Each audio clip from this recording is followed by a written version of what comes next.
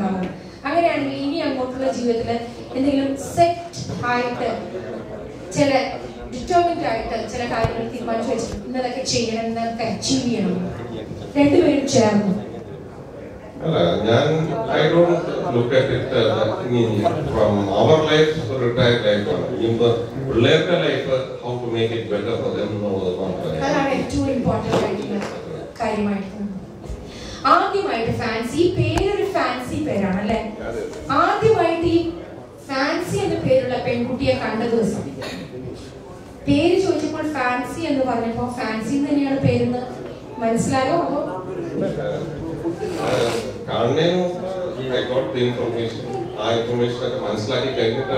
കാണാൻ പോയതല്ലേ? സത്യം പറഞ്ഞാൽ ഞാൻ വേറെ സെന്റ് റീസസ് കോളേജിൽ കാണാൻ പോയപ്പോഴാണ് അത് ശരി.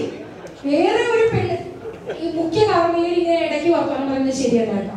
ഇവിടെ വളരെ സീരിയസ് ആയിട്ട് അതിന്റെ ജീവിത പ്രശ്നങ്ങൾ പറയാം. അപ്പൊ സെന്റ് റീസസിലെ മറ്റൊരു പെൺകുട്ടിയെ കാണാൻ വേണ്ടി പോയപ്പോൾ ഫാൻസി മുന്നിൽ വന്നു നിന്നു അല്ലെ. എങ്ങനെയായിരുന്നത്? ഫാൻസി കണ്ടു, പക്ഷെ അറിയില്ലല്ലോ ഇങ്ങനെ ഒരു കല്യാണം വരുന്നത്. No, but she knew me because she knew my relatives. അങ്ങനെയാണ് ഞാൻ കല്യാണാലോചന വരുന്നത് അല്ലേ? ആലോചന വന്നത് വേറെ വഴിയിലാണ്. പക്ഷെ എന്റെ ഫ്രണ്ടിന്റെ കസിനെ എന്താ വിളിക്കുന്നത്? മോൻ എന്നാണ് വിളിച്ചോണ്ടിരുന്നത്. മോൻ എങ്ങനെയാ വിളിച്ചോണ്ട് പേരല്ലേ? മോനും മോളെന്നാണ് ഞങ്ങൾ ആദ്യം തൊട്ട് വിളിച്ചോണ്ടിരുന്നത്. അങ്ങോട്ടും ഇങ്ങോട്ടും മോൻ മോളെന്നാണ് വിളിക്കുന്നത്. വെരി ഇൻട്രസ്റ്റിംഗ് അല്ലേ ശരിക്കും പറഞ്ഞാൽ. പക്ഷെ ഇപ്പൊ അപ്പം അമ്മ വിളിക്കുന്നത് പണ്ട് മോനും മോളുമായിരുന്നു. അതെന്താണ് ഒരു മാറ്റം? പിള്ളേരായപ്പം മോനും മോളെയും പിള്ളേരോട് പറയുമ്പോ പിള്ളേരുടെ അടുത്ത് പറയുമ്പോ പിള്ളേരോട് പറയണേ അമ്മയെ വിളിക്കാൻ അങ്ങനെ അങ്ങനെ അപ്പ അമ്മയായി അല്ലേ? തിരിച്ച് അങ്ങോട്ടും ഇങ്ങോട്ടും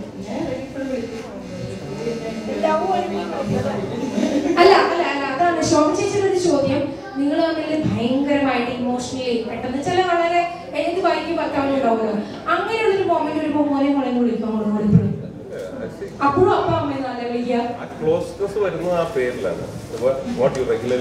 അങ്ങനെ വിളിക്കുമ്പോൾ അത് മൈക്കെടുത്ത് പറയും. ക്ലോസ്നെസ് നമ്മൾ ഒരാളായിട്ട് ക്ലോസ്നെസ് വരുന്നത് നമ്മളെപ്പോഴും വിളിച്ചുകൊണ്ടിരിക്കുന്ന ആ പേര് വിളിക്കുമ്പോഴാണ്. നോട്ട് നെസസറിലി ആ ഒരു പർട്ടിക്കുലർ ടൈമിൽ ഒരു ചേഞ്ച് ദ നെയിം ഉണ്ടോ. നമ്മൾ റെഗുലറായിട്ട് റെഗുലറായിട്ട് അപ്പ അമ്മ എന്നാണ് അങ്ങോട്ട് കൂടെ വിളിക്കുന്നത്, തിരിച്ചു അങ്ങോട്ട് കൂടെ വിളിക്കുന്നത്.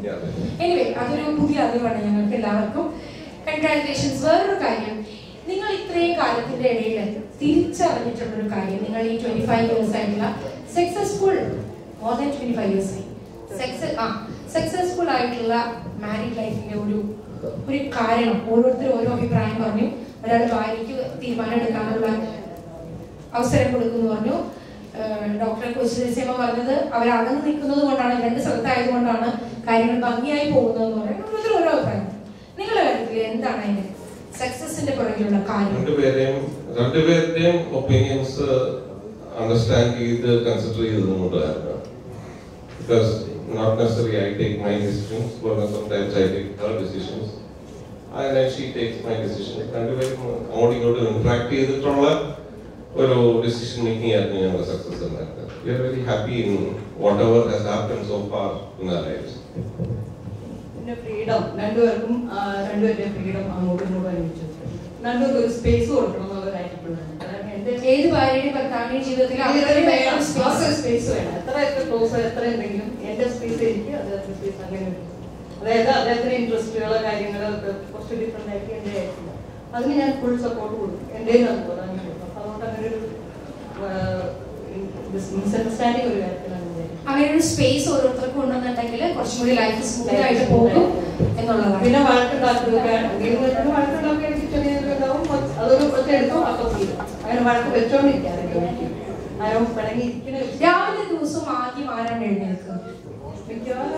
ഇദ്ദേഹമാണ് എഴുന്നേൽക്കുക. ഇപ്പൊ ഈയിടെ പണ്ടൊക്കെ പിള്ളേർ ചെറുതായിരുന്നപ്പോ ഞാനാണ് എഴുതുന്നത്. പിള്ളേർ സ്കൂളിൽ പറഞ്ഞുകൊണ്ട് ചെറിയ ക്ലാസ്സിലായിരുന്നപ്പോ 6 ഒക്കെ ആവുമ്പോൾ എണീക്കണം പിള്ളേർ. ഇപ്പൊ അതിന്റെ ആവശ്യമില്ല. ഇപ്പൊ പിള്ളേരൊക്കെ വലുതായി പിള്ളേർക്കും വീട്ടിലില്ലാതെ പിന്നെ ഞാൻ ലേറ്റ് ആവും രാത്രി കിടക്കാൻ. ഇദ്ദേഹം TV ഒക്കെ എനിക്കാൻ ചിലപ്പം നേരത്തെ എഴുതിയിരിക്കുകയും ചെയ്യും. ഞാൻ പക്ഷേ ഫസ്റ്റ് മാച്ച് കിടക്കും ലീക്കാവും. ഭർത്താവിൽ നിന്ന് ഏറ്റവും അധികം ആഗ്രഹിക്കുന്ന സ്നേഹം, ഓഫ് കോഴ്സ് അതിനപ്പുറത്തേക്ക് എനിക്ക് ഇന്ന കാര്യം ചെയ്തു തരികയാണെങ്കിൽ എനിക്ക് ഇഷ്ടമായിരുന്നു എന്ന് പറയുന്ന ഒരു കാര്യം. ആക്ച്വലി എനിക്ക് ഇദ്ദേഹത്തിന്റെ ആകെ താല്പര്യമില്ലാത്ത കാര്യം കാറ് ഓടിക്കുന്നു. ഇച്ചിരി റാഷ് ഞാൻ ആഗ്രഹിക്കുന്നതാണ് കുറച്ചുകൂടി എനിക്ക് കംഫർട്ടബിൾ ആയിട്ട് വണ്ടി ഓടിച്ച് ശ്രദ്ധിച്ച് വണ്ടി ഓടിക്കുക. ട്രാവൽ ചെയ്യുമ്പോൾ ഭയങ്കര ടെൻഷനായിരിക്കും. അതെല്ലാവരും കളിയാക്കും. പക്ഷെ അത് കുറച്ചുകൂടി കംഫർട്ടബിൾ ആയിട്ട് കാർ ഓടിക്കുകയായിരുന്നെങ്കിൽ ഞാൻ ഇഷ്ടമാണ്. പക്ഷെ ഈ ഒരു കാര്യം ഒരു ചെറിയ ടെൻഷൻ ഉണ്ട്.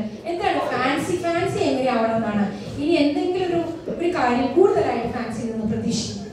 ഇത്രയും കാലം താങ്കൾ കണ്ട ഫാൻസിയിൽ നിന്ന് അപ്പുറത്തേക്ക് ഇനി എന്തെങ്കിലും എന്റെ ഭാര്യയിൽ നിന്ന് ഇങ്ങനെ ഒരു കാര്യം കൂടി പെരുമാറും. നേരത്തെ ഇവിടെ ഒരാൾ പറഞ്ഞു എന്നെ ചേട്ടാ എന്ന് വിളിക്കാൻ ഞാൻ ആഗ്രഹിച്ചു എന്ന് സല്ലു പറഞ്ഞു. അതുപോലെ അത്രമാത്രം ഇങ്ങനെയൊക്കെ പോയാൽ മതി അല്ലേ? Good clap, congratulations. ഇനി നമുക്ക് കേക്ക് മുറിക്കാം.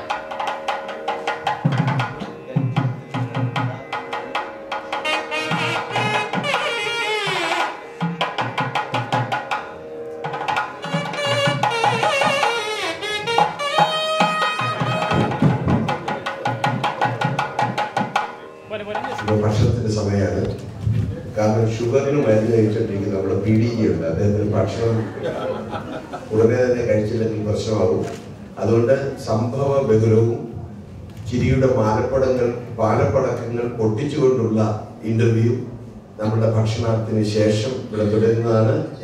PDGയും ബിനുവും എല്ലാം അതിന് തയ്യാറായിട്ടുണ്ട് ഇപ്പോൾ തന്നെ. അവർ ഒരു 3-4 ഇന്റർവ്യൂ കൂടെ ഉണ്ടായിരിക്കും. നമ്മളുടെ സീനിയർ പാലാജി ഇവിടെ ഉണ്ട്. ശ്യാമള ആന്റിക്ക് തീർച്ചയായിട്ടും ഒരുപാട് കാര്യങ്ങൾ പറയാനുണ്ടാവും. അതെല്ലാം നമ്മൾ ഈ ഭക്ഷണത്തിന് ശേഷമായിരിക്കും. അതുകൊണ്ട് ഒരു അരമണിക്കൂർ ലഞ്ച് ബ്രേക്ക്. Thank you.